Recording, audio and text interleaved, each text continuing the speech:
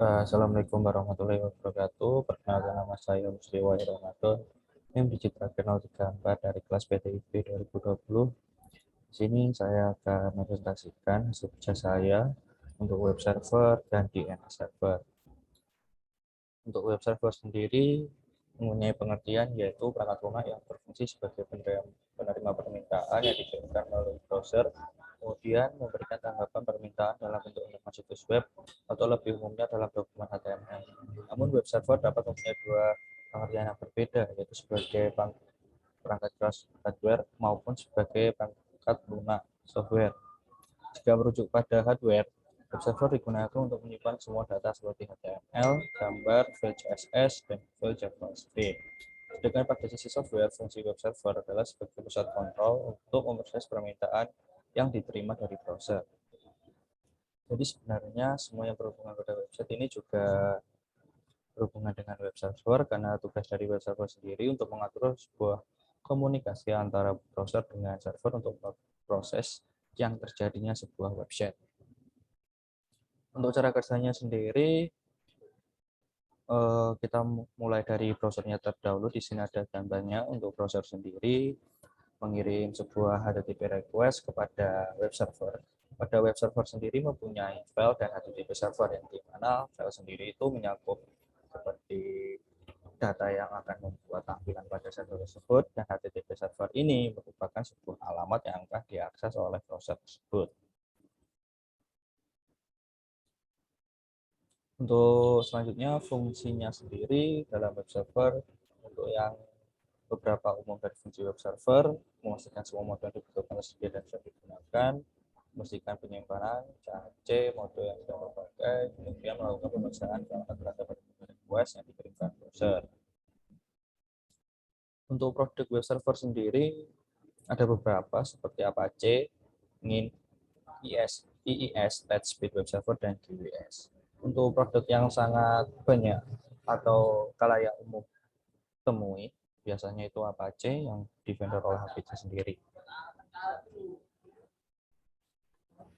Langsung saja kita akan mempraktekkan. Untuk yang pertama, kita membuat sebuah topologinya terlebih dahulu. Untuk yang kemarin saya update dan saya rubah.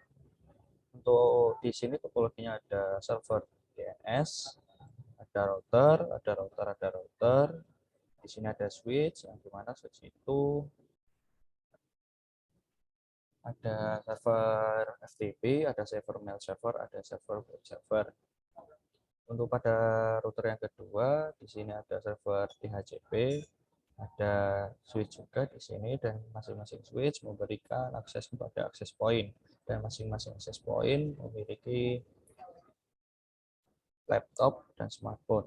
Untuk yang router pertama di sini router menggunakan switch 1 dan switch 2, dan masing-masing switch mempunyai 3 komputer. Untuk yang selanjutnya kita nyalakan dulu pada HTTP web server, kita ke service, lalu HTTP di on kan, jangan lupa. Untuk yang selanjutnya kita masuk ke indeks. Di sini terdapat indeks HTML, lalu kita edit. Untuk isi indeksnya saya sudah mengcopy seperti ini. Saya copy terlebih dahulu, lalu saya save. Selanjutnya kita akan masuk pada PC1 dan laptop untuk membuka web browser dari tab desktop, lalu jalankan URL 434343.1. Kita copy dahulu. Jika berhasil, maka nanti seperti ini. Langsung kita coba, kita masuk pada web browser, kita paste, lalu klik go, ataupun support. Di sini ada titiknya. Bisa kita lihat, untuk pada PC pertama kita berhasil. Lanjut ke laptop. Untuk laptop kita masuk ke web browser juga, paste, klik go. Di sini berhasil juga.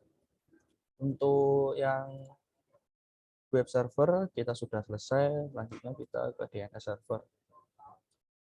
Untuk DNS server sendiri mempunyai sebuah panjangan dari kata DNS, yaitu Domain Name Server, yang berarti sebuah sistem yang menghubungkan Uniform Resource Locator atau URL dengan Internet Protocol Access IP address. Normalnya untuk mengakses internet kita perlu mengetikkan IP address sebuah website. Cara ini cukup merepotkan. Sebab ini artinya Anda perlu punya daftar lengkap IP address website yang dikunjungi memasukkan secara manual.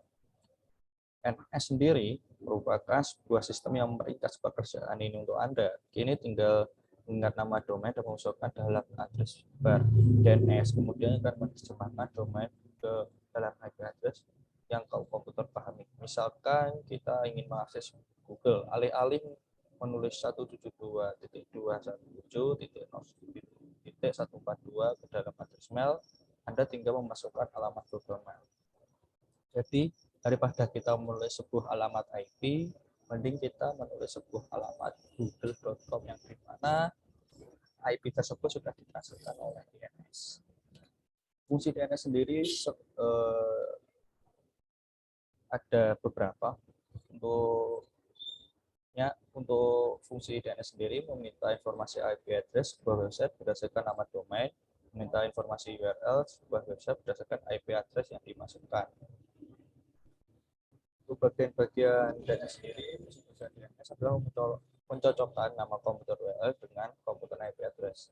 Setiap URL dan IP address memiliki bagian-bagian yang saling menjelaskan satu sama lain.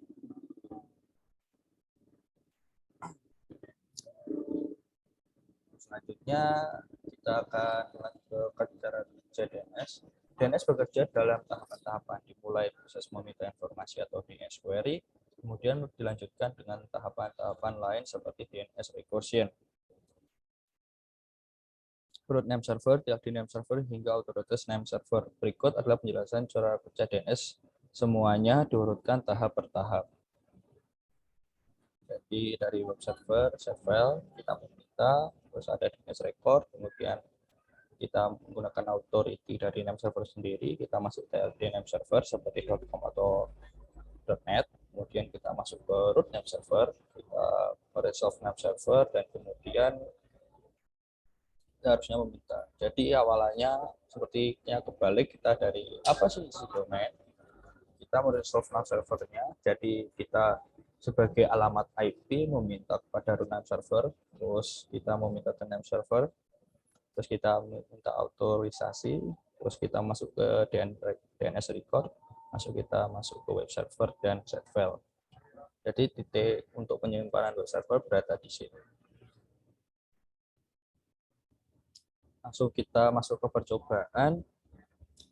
Untuk masa percobaannya kita tetap sama untuk topologinya, tapi untuk langkah percobaannya tersambung dengan DNS server 3333331, web server 43434331, dan FTP 43432. Yang untuk yang pertama kita buka service DNS-nya terlebih dahulu. Kita masuk ke DNS, lalu kita on-kan.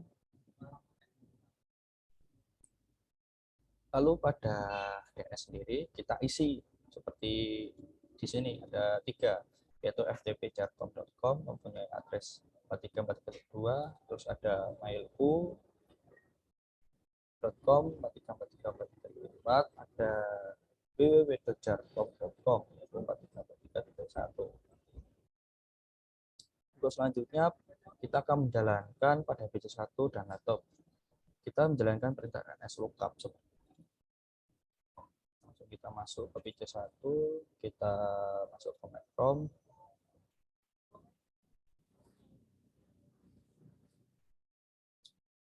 nslookup. Untuk yang pertama kita masuk nslookup.com. Jadi kita berfokus pada web servernya www.jarkom.com. Jika seperti ini maka kita mengetahui untuk www.jarkom-nya tersendiri kita sudah tersambung. Jika tidak tersambung maka akan seperti ini, unknown canvas. Langkah selanjutnya ada PC1 atau laptop, dan laptop buka aplikasi download melalui URL seperti ini, URL DNS yang sudah terselesaikan. Untuk yang tadi kita kan melalui IP address, untuk yang sekarang kita menggunakan sebuah DNS terlebih dahulu. Kita masuk ke web servernya www.jarkom.com. Kita akan berhasil. Sudah tersambung, kita berpindah ke laptop, web browser, dan www.jarkom.com. Oke, sambung juga untuk laptop. Lanjut, kita akan meng-ns lookup ftp jarkom.com dan kita akan mengoneksikan FTP server pada PC kita dan laptop. So, yang pertama pada FTP kita on-kan terlebih dahulu, lalu kita masukkan user stock. Untuk yang belum kita bisa add. Kita lanjut, kita masuk command prompt. Untuk perintahnya ns lookup ftp.jarkom.com, ns lookup ftp.jarkom.com, maka akan terdeteksi. Jadi ini sudah tersambung. Yang selanjutnya kita akan mengoneksikan FTP server. Jadi kita perlu menuliskan ftp.jarkom.com. Karena saya sudah mengisi username, saya akan login dari sini, login in, dan ini berubah menjadi FTP, berarti ini sudah tersambung dengan FTP-nya. Lanjut ke laptop, kita coba ns lookup ftp.jarkom.com. Kita sudah tadi, berarti kita tinggal masuk aja login ftp.jarkom.com. Sudah selesai. Mungkin itu saja yang bisa saya praktekkan. Terima kasih. Bila ada kurangnya mohon maaf. Wassalamualaikum warahmatullahi wabarakatuh.